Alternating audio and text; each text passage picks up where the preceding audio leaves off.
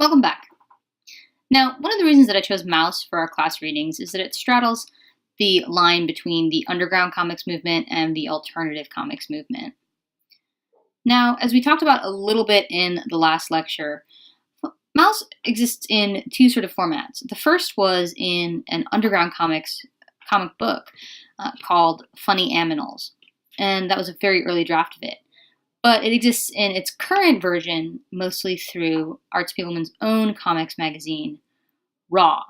Now, Raw is a kind of lightning rod for the alternative comics movement, and that's where we'll start today.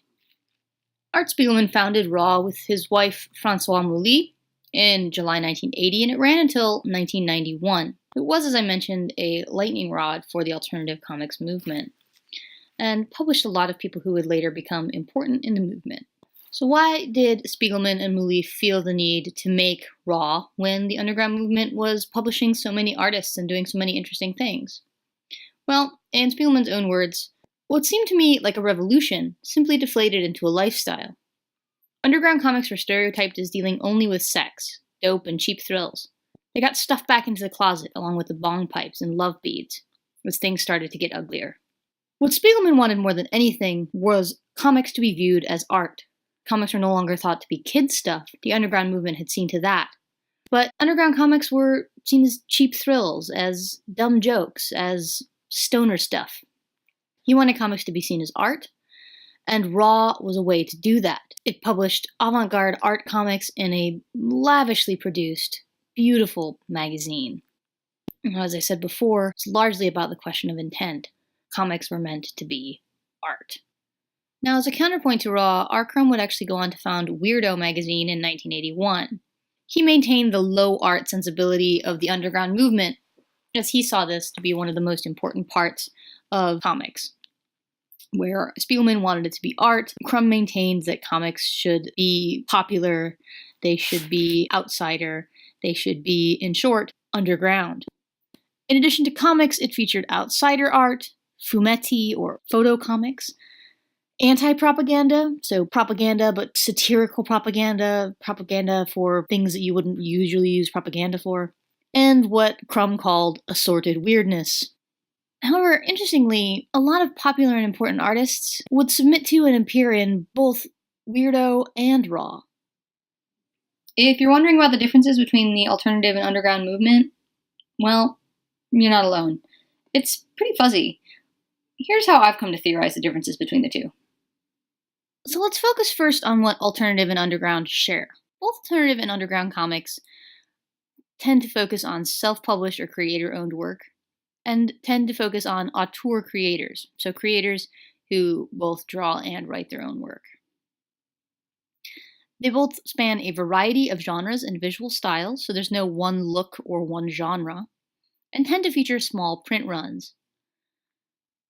Artists working in both the underground and alternative movements are unafraid to share deeply personal stories, their anxieties, their fears, to explore their own backgrounds, which means that they both feature an increase in autobiographical comics. That's why there's a lot of overlap between the underground and the alternative. These are some pretty significant shared traits. However, as far as I'm concerned, it's easier to think of the underground comics movement as a particular historical movement and moment, and alternative comics a little bit more like a genre. So the underground movement favored taboo subjects like sex, drugs, rock and roll.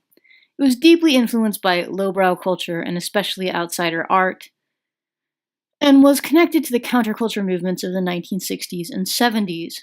And it's this very close connection with those counterculture movements that I think ties it to a historical moment much more closely than the alternative comics movement, which isn't so closely tied to one historical time.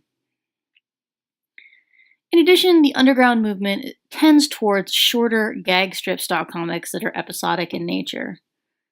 It's not exclusive, but most of the underground artists tended to be a little bit shorter, tended to write shorter works than the alternative artists did. On the other hand, alternative artists intentionally worked towards artistic expression, This is not to say, of course, that underground artists weren't, but in general, underground artists wanted to shock, while alternative artists wanted to make art with a capital A. While many alternative artists self-published, they also tended to work with publishing houses, though usually with small independent ones. And it's in the alternative movement that we begin to see artists working on longer form narratives. We really begin to see the rise of the graphic novel. Because of this longer form narrative, in the alternative movement, you see a lot more emphasis on the craft of comics form and storytelling. Again, these are generalizations, and it's not meant to say that one is better than the other. They both have their own aims. But this is how I tend to theorize the differences between the two. So one of the things I mentioned for the alternative side is that they tend to work with publishing houses, particularly small independent ones. So it's worth mentioning a couple of those houses, because some of them are still working today. You can usually tell a lot by a book when it comes out regarding who's publishing it.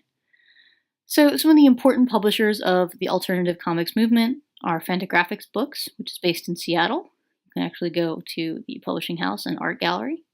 Last Gasp Publishing, Kitchen Sink Press, which we talked a little bit about last time, founded by Dennis Kitchen from the underground comics movement. L'Association, which is actually based out of France. Drawn and Quarterly, Top Shelf, and Pantheon Books, which we talked again a little bit about last time, because they published Mouse. I also mentioned that, like the underground movement, alternative comics come in a variety of genres and styles, and even though we're only reading Blankets, which is much later in the alternative movement, I thought it would be worth pointing out a couple of these. So you get things like Love and Rockets, which is a kind of slice of life coming of age story of the Latina punk community in Southern California, but then also tells a kind of fable story of a town somewhere south of the border. Get the really interesting work of Chris Ware's Acme Novelty Company, things like Mouse, Daniel Clow's 8-Ball, which is where the story of Ghost World originally runs for the first time. Kevin Eastman and Peter Laird's Teenage Mutant Ninja Turtles, though it eventually becomes a huge juggernaut, of course, is actually originally an alternative comic. It's meant first and foremost as a satire, and it's independently published in this black and white format. If you're a fan of the TV series or any of the movies, I'd recommend checking out some of those early comics. So texts like Teenage Mutant Ninja Turtles, ElfQuest, and Bone are the sorts of books you might expect in a mainstream title, fantasy, science fiction, or even kids' epics, but these are all independently published through small publishers, so the creators had a lot more freedom. That's it for today. Next time, we'll talk about autobiographical comics. See you then.